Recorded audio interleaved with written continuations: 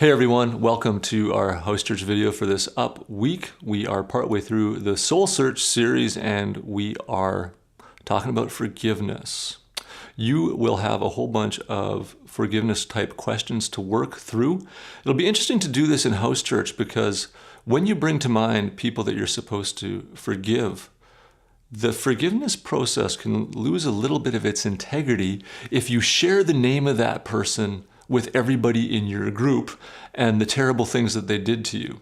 So while you may have a bit of the forgiveness happening inside, as you drag the person through the mud, you're hardly blessing the person who's cursed you. As you forgive them or profess to forgive them, you're actually cursing them or dragging their name through the mud. So just a heads up at the front end, be wise as you work through this. On the Sunday night when we did it here as a church, we didn't get into groups, we worked through it on our own, and then we prayed for each other, we worshiped together. There was a community component to it, but it wasn't, here's the 4 people that I'm still having trouble forgiving, and here's why, can we talk about them, and you help me with it. That's not the way forward.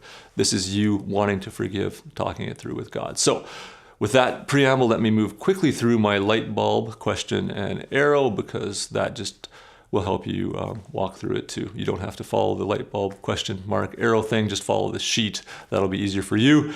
Except for me, I need to follow the question, light bulb, arrow, or else I start to ramble, as you can clearly see.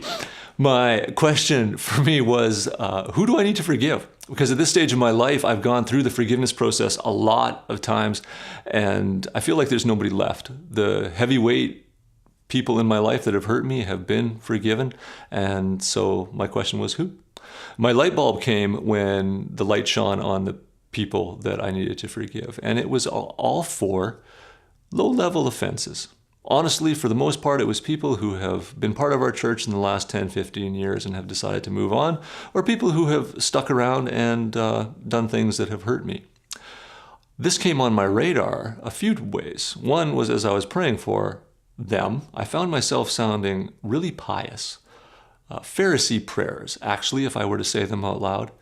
Things like, Lord, help so-and-so to grow past their stubbornness and to embrace community, to live a less selfish life and be transformed, that kind of thing. And really what's going on there is me itemizing the things that are wrong with them and why it's okay for me to feel about them like I do. That's not prayer. That's just brutal. I needed to forgive them. Once I noticed that, I was able to understand what I needed to do. The other place that it came on my radar was in the way that I talked about them. Maybe not angrily talking about them with people, but letting people know that if you have to choose between me and this person, here's all the reasons why you'd want to choose me. Here's all the things that are really going on with them if you knew this and that and that. And subtle stuff, because you get good at that over lots of years of working with people, but coming out of a toxic heart that is still connected to the IV bag of unforgiveness. And so once those came on my radar, it was a sense of relief, really. I'm like, oh, here's what's going on. I can just forgive these people and stop having to fool myself and carry that thing around.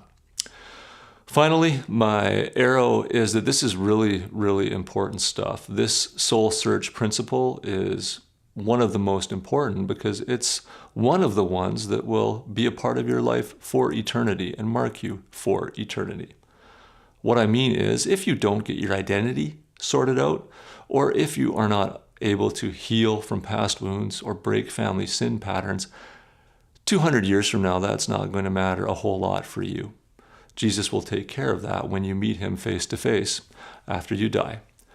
But the Bible is clear that that's not the case with unforgiveness. We're told that the people who forgive are forgiven. Forgive as the Lord forgave you, and then even more pointedly, unless you forgive others, God will not forgive you. So it's super important because it's one of those things that determine where you spend eternity. What if your eternal destiny hinged on your ability to forgive? That's the conviction for me, and I don't want to entertain that. I don't want the toxic part of unforgiveness in my life now, and I sure don't want to carry that with me into the afterlife. So that's a rather sobering arrow, but that's what the Bible says. Doesn't mean it's easy, doesn't mean we have to be particularly good at forgiving or find it easy, what it means is it's absolutely central. You don't understand God and you have not accepted God's forgiveness until you pass it on. Forgiveness isn't something you have once you receive it. Forgiveness is something you have once it moves through you to the next person. So consider those things as you sort through forgiveness. Again, be cautious. You want to really honor these people. You want to bless those who curse you. It's one of the ways to best move to forgiving. So really watch yourself. Don't get too caught up in your sad stories with other people. Tragic as they may be, it actually doesn't lead you on the path to forgiveness. But we want you on the path to forgiveness. You want to be on the path to forgiveness, and you want the freedom that comes with it. So grace and peace tonight. We'll be praying for you and your host church that this is a real breakthrough night for you. Grace and peace.